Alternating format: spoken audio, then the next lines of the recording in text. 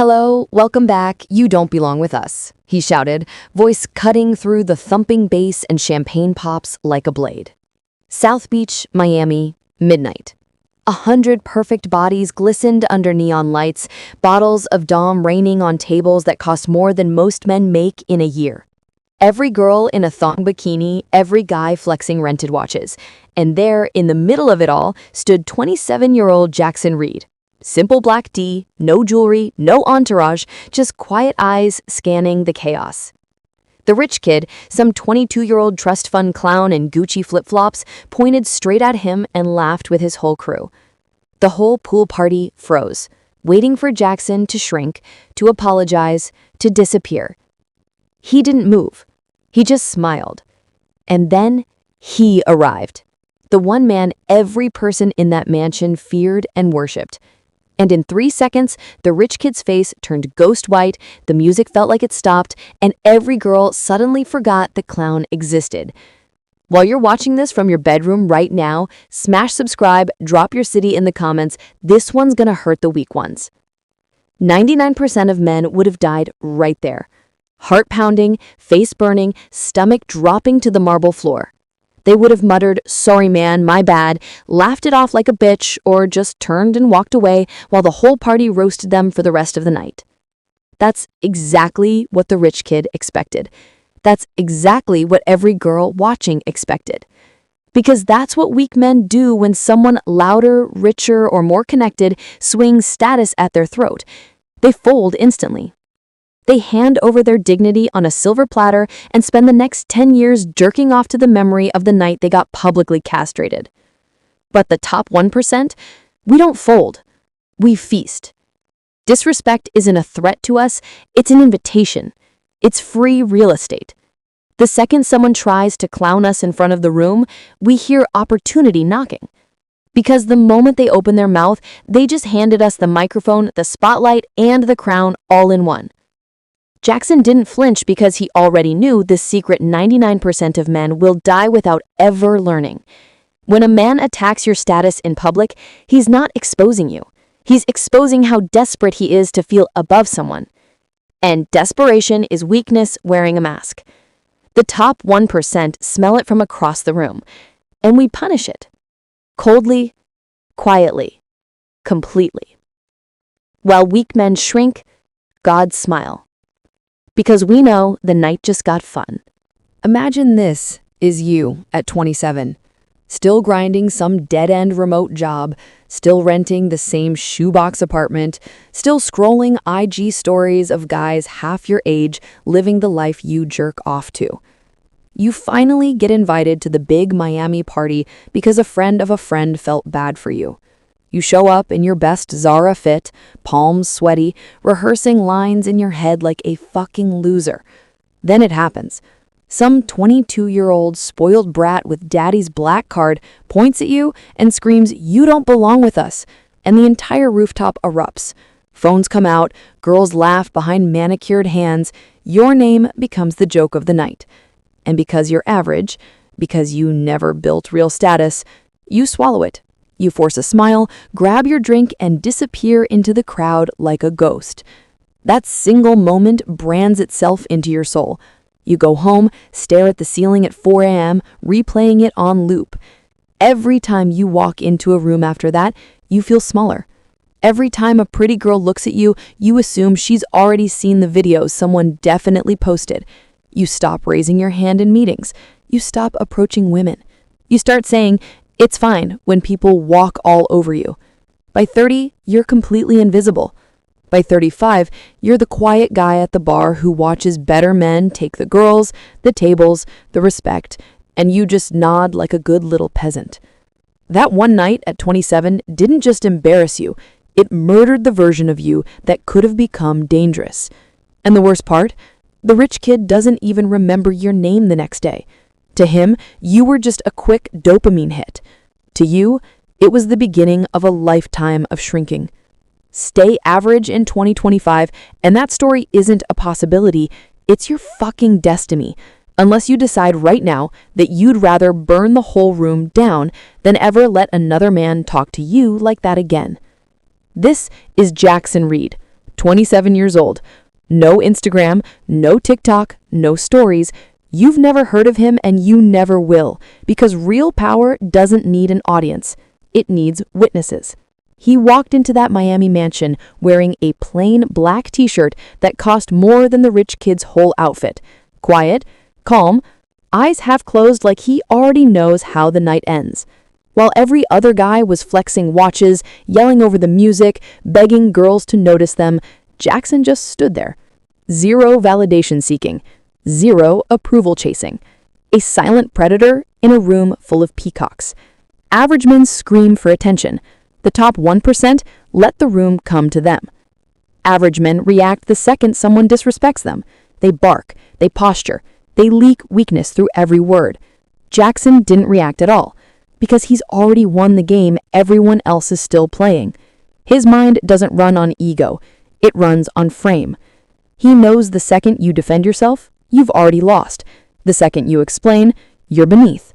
The second you raise your voice, you're emotional, and emotional men get eaten alive. While 99% of guys are addicted to being liked, Jackson is addicted to being feared and respected at the same time. He doesn't need the room to love him. He needs the room to know they should never test him. That's the silent predator mindset. Move like everything is already yours. Speak like you're doing them a favor by opening your mouth. And when someone swings at your throne, smile, because they just volunteered to be the example. Most men live for applause. Jackson lives for silence, the kind that falls when a king walks in and lesser men suddenly remember their place. He didn't build an audience, he built an aura, and that aura does the talking before he ever has to. Here are the 4 unspoken rules Jackson Reed lives by. Burn these into your skull, because once they click, no man will ever disrespect you again. 1. The frame rule. Whoever controls the frame controls the room. The second the rich kid shouted, "You don't belong with us," every average guy would have stepped into the kid's frame and started explaining or defending. That's suicide. Jackson never entered the frame. He let the kid scream into empty air while he stood there smiling, unbothered, like a man watching a child throw a tantrum. By not reacting, he made the kid look small, emotional, and desperate. Frame 1 before a word was spoken. 2. The silence rule. Silence is violence when you're high status. Most men panic and fill dead air with excuses. That's weakness leaking. Jackson said absolutely nothing. 10 seconds of pure silence after the insult felt like 10 minutes. The entire party started squirming. The rich kids' boys stopped laughing, girls turned their heads. Silence became a weapon heavier than any comeback ever could be. He who speaks second wins. 3. The network rule. Your network is your armor and your sword. You never saw Jackson post a story, but Drake, 2 NFL players, and 3 owners of Miami nightclubs all know him personally. When Drake walked straight through the crowd, dapped Jackson like a brother, and ignored everyone else, the rich kid's status evaporated in real time. Your network doesn't need to be loud. It just needs to be undeniable when it shows up. 4. The proof rule.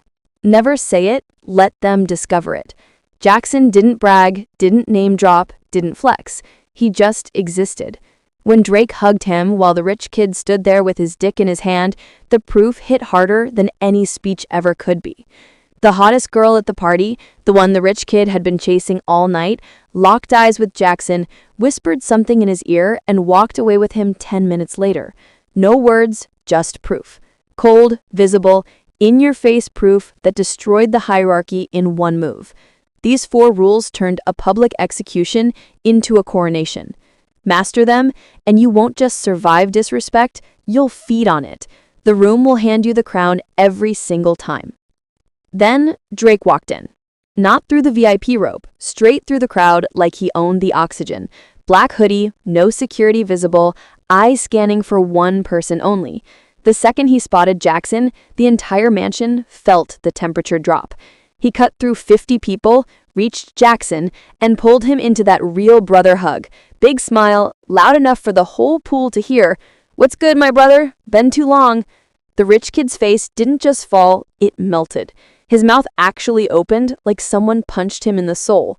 The same girls who were giggling at his joke 2 minutes ago now physically turned their backs on him and floated toward Jackson like gravity changed direction. One 10 of 10 Colombian model literally grabbed Jackson's arm, pressed her body against him, and started whispering in his ear while staring dead at the rich kid with that "look what you'll never touch again" smirk. His boys tried to salvage it, shouting, "Yo, Drake, come take a shot with us." Drake didn't even glance, just threw up the peace sign without breaking eye contact with Jackson. The message was nuclear. This is my guy, and all of you are temporary. In under 30 seconds, the hierarchy got rewritten in blood. The rich kid went from king of the night to the court jester nobody wanted to stand next to. Phones came out again, but this time they were filming Jackson. By the time Jackson walked out with the Colombian on his arm and Dre at his side, the rich kid was standing alone by the DJ booth, looking like he was about to cry into his $900 cocktail. Proof doesn't talk. Proof destroys. Keep ignoring this and fast forward 3 years. You're 30, still grinding, still invisible. You finally get into a rooftop club in Vegas and some 23-year-old crypto kid does the exact same thing. Points, laughs. Who invited this guy? Your stomach drops the same way it did tonight while watching this video. Except now you're too old to pretend it's just a phase. At 35, you're the quiet dude at the wedding watching the best man, half your age, twice your status, take the girl you spent months chasing. At 40, you're scrolling IG on Christmas Eve, liking pictures of men your age on yachts with women you used to dream about, while your biggest flex is a paid-off Honda. Every year, the disrespect gets quieter, but cuts deeper. People stop even bothering to clown you. They just look through you. You become background noise in your own life. The girls, the money, the rooms you wanted, they all go to the men who decided at 27 that no one would ever talk to them like that again. You'll die with the worst pain of all, knowing exactly what you could have had, watching better men live it, and realizing you chose comfort over becoming dangerous. That regret doesn't fade, it compounds. Do these 3 things in the next 24 hours, and the shift starts tonight. Delete every thirsty story, every gym selfie, every caption begging for attention. Go completely dark on socials for 30 days. Silence creates mystery. Mystery creates aura. Send one cold message to the highest status man you have access to, club owner, business owner, athlete, anyone above you. No ass kissing, just, "I respect what you've built. Coffee next week, my treat." One message. That's the seed of the network rule. Walk into the most expensive store in your city tomorrow. Rolex, Louis, whatever.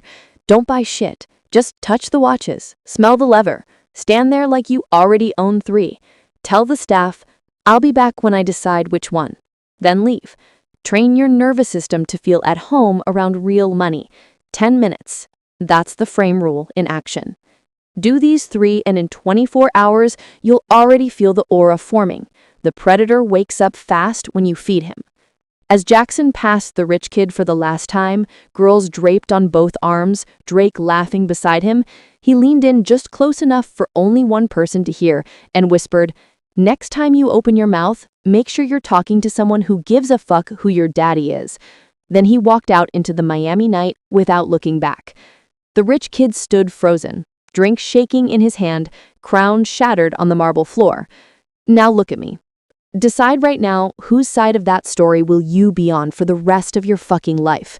The boy who got clowned or the man who made the whole room bow?